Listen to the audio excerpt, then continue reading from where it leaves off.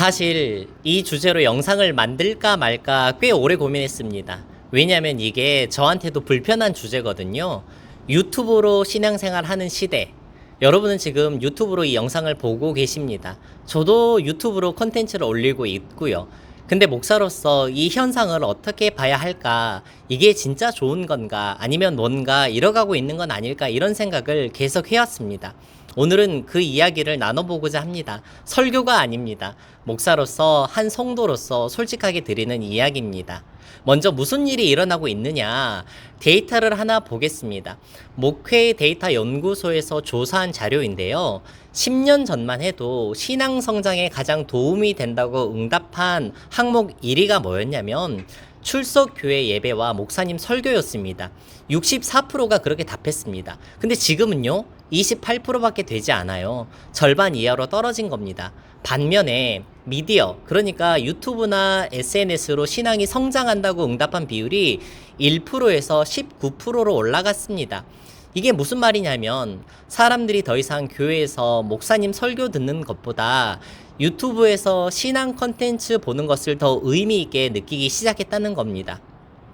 이 숫자를 처음 봤을 때 전 솔직히 좀 충격이었습니다. 목사로서 자존심이 상하는 거 있잖아요. 근데 동시에 이게 현실이구나 싶었고 이 현실을 직면해야겠다고 생각했습니다. 실제로 주변을 보면은 어떠한지 교회는 안 나오는데 기독교 유튜브는 열심히 보는 분들이 많습니다. 주일 예배는 온라인으로 드리고 평일에는 유명 목사님 설교 클립을 찾아보는 분들도 있고요. 심지어 교회를 아예 안 다니는데 말씀이 좋아서 기독교 컨텐츠를 구독하는 분들도 꽤 있습니다. 이걸 두고 전문가들이 이름을 붙였는데 유반젤리즘, 유튜브와 복음을 합친 말입니다.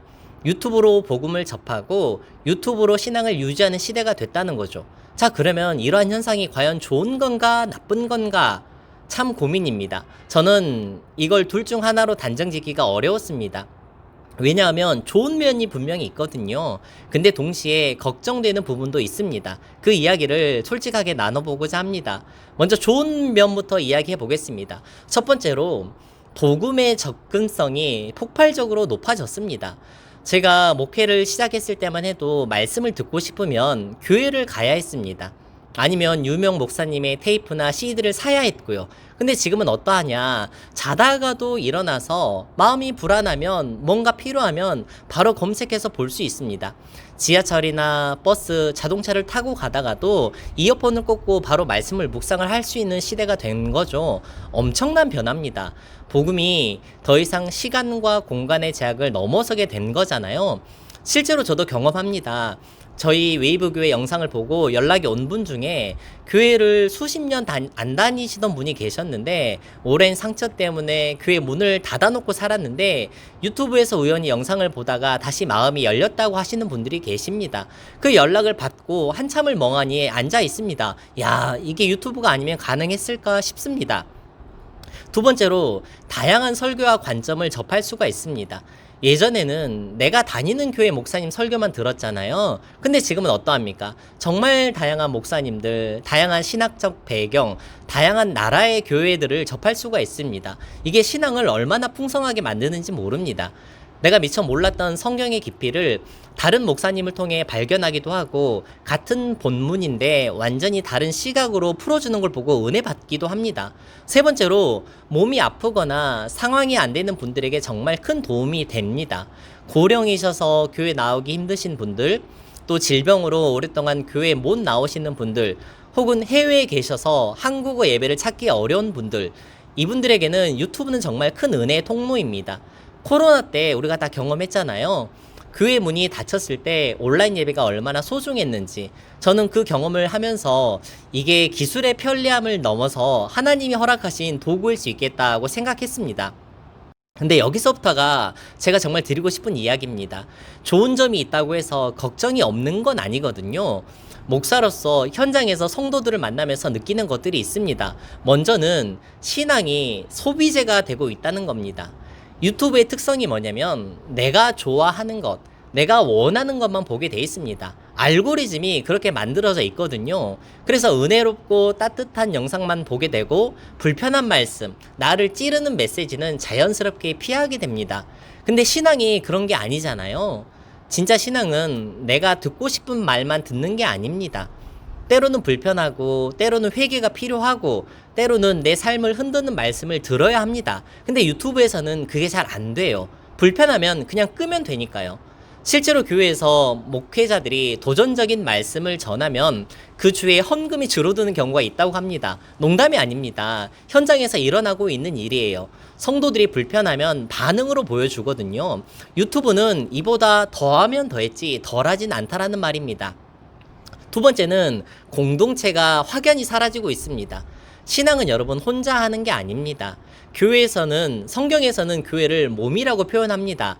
머리가 있고 손이 있고 발이 있는 하나의 몸. 각 지체가 연결돼 있어야 제대로 기능한다는 거잖아요. 근데 유튜브 신앙생활은 본질적으로 혼자입니다. 화면 앞에 나 혼자 앉아서 보는 거잖아요. 옆에 앉아있는 사람이 눈물을 닦아주는 일이 없어요.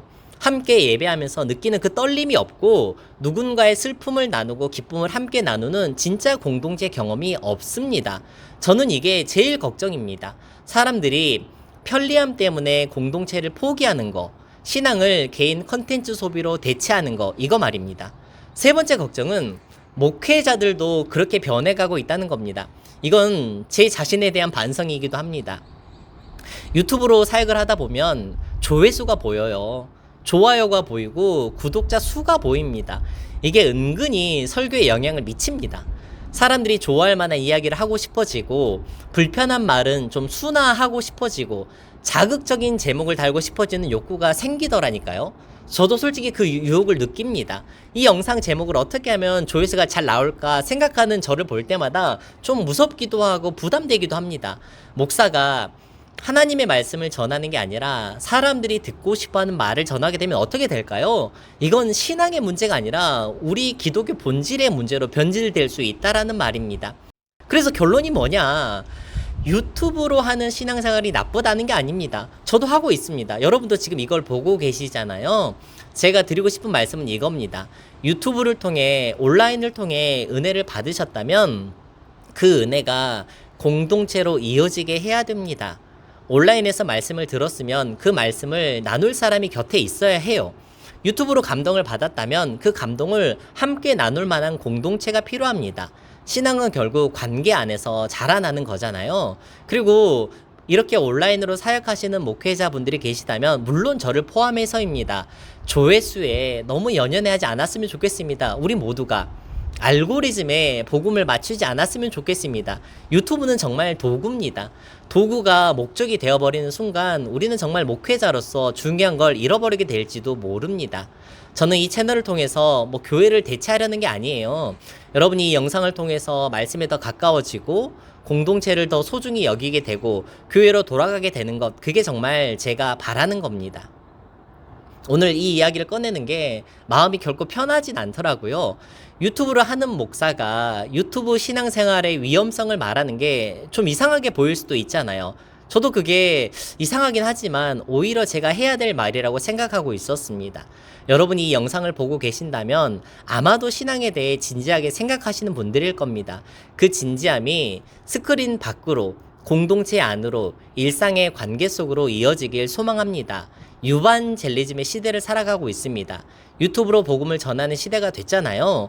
이 도구를 잘 쓰면 정말 많은 사람들에게 닿을 수 있습니다. 그런데 이 도구가 진짜 신앙을 대체하는 건 말도 안 됩니다. 저도 이 영상을 준비하면서 스스로에게 물어봅니다. 나는 지금 하나님을 위해 이걸 하고 있나? 아니면 사람들에게 보이려고 하고 있나? 목사도 흔들립니다. 조회수 앞에서, 댓글 앞에서, 구독자 숫자 앞에서. 그런데 그 흔들림을 솔직하게 인정하는 것, 그게 제가 이 자리를 계속 지켜나갈 수 있는 이유인 것 같습니다. 여러분도 스스로에게 오늘 한 번만 물어봐 주시길 바랍니다. 나의 신앙이 진짜인가? 화면 밖을 끄고도 남아있는 신앙인가? 그 질문이 우리를 더 깊은 곳으로 데려갈 거라고 믿습니다. 오늘 영상은 여기까지입니다. 댓글로 여러분의 생각도 나눠주시면 감사하고요. 다음 영상에서 또 뵙겠습니다.